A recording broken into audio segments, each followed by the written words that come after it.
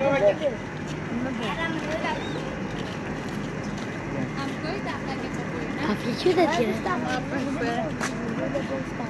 Afrika da gire. Kola küçük tarafı.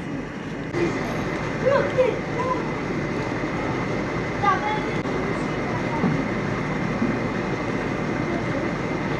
Şunu şöyle diyebiliriz, bu çatışmalarda sadece mağdur olan halktır. İki ateş arasında kalıp ölen, yaralanan, mağdur olan halk var Cizre'de.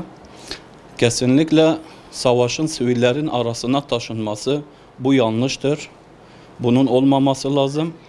Ve şu an savaş da tamamıyla sivil halkın arasında yapılan bir savaştır. Bunu değişmesi lazım. Bu savaşın, bu çatışmanın şehirlerden çıkması lazım. Gene aynı Nur Mahallesi'nde yaklaşık 10 saat boyunca arkadaşlarımız orada PKK tarafından abluka altına alındılar.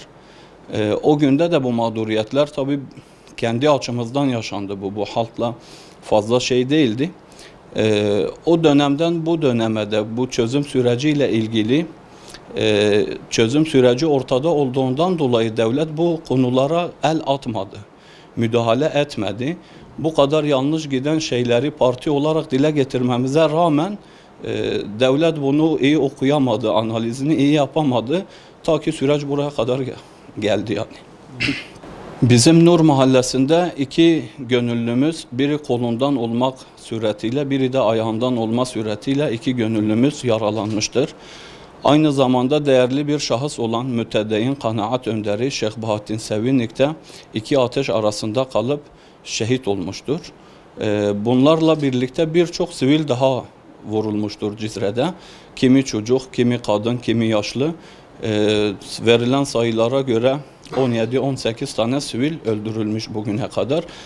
Diğer taraflardan ölüm haberlerini bilmiyoruz. Yani karşı tarafların ölüm sayılarını bilmiyoruz. Fakat dediğimiz gibi bu çatışma, bu savaş arasında kalan halktır, ölen halktır, mağdur olan halktır. Yani bunu açık bir dille ifade edebiliyoruz. Yani dediğimiz gibi bu çatışmalar arasında kalan halktır diyoruz ya bu sözü. Yani bir taraftan birileri gelip bu halkın evlerinin hemen önüne hendek kazıyor, bomba yerleştiriyor, mayın koyuyor. Diğer taraftan ise de devlet gelip bir dahaki bombayla bu bombaları, bu mayınları imha etmek için bombayla müdahale ediyor. Dolayısıyla halk bu arada siviller de ölüyor, yaralanıyor, mağdur oluyorlar. Aynı zamanda böyle bir çatışmada, şehirde yaşanan bir savaşta birileri sivilleri önüne katarak, sokaklara çıkararak sivillerin ölümü üzerinden rant elde etmek istiyor. Diğer tarafta ise sivilleri gözetmesi gereken devlet, sivilleri de gözetmeden bu ölümlere sebep olmuştur bu iki tarafta. Tabii şu an Cizre'de sadece hani sivillerin ölümüyle biten bir mağduriyet yok ortada.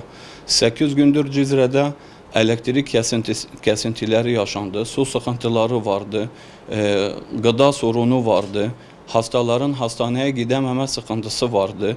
Bir diyaliz hastaları, ağır hastalar bunlar hastaneye gidemediler. Daha doğrusu son 2-3 gün haricinde hastanede görev yapan doktorlar, hastane personelleri bile can güvenliği olmadığından dolayı hastaneyi terk edip gitmişlerdi.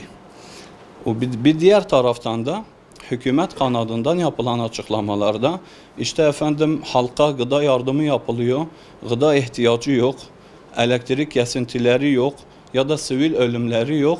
Biz bunu kendi gözlerimizle görüyoruz, yaşıyoruz burada. Birçok tanıdık insan da bu sivillerin içerisinde ölmüştür, bildiğimiz siviller.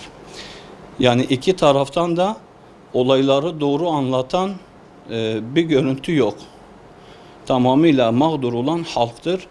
Birisi kendi rantı peşinde, diğerleri siyasi çıkarları peşinde. Arada kalan bir mağdur olan halktır. Tabi halk bundan yana değildir. Halk bunu istemiyor. Halk şiddetten yana değildir.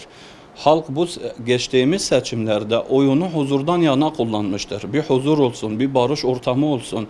Bunlar sağlanabilsin ki bir rahat nefes alabilsin diye halk oyunu bu yönde kullandı. Fakat görüyoruz ki süreçler o kadar yanlış okundu ki ta ki buraya kadar gelip dayandı ve artık İki tarafta işin içinden çıkamaz bir durumdalar. Çırpındıkça da daha çok batıyorlar bu sürece.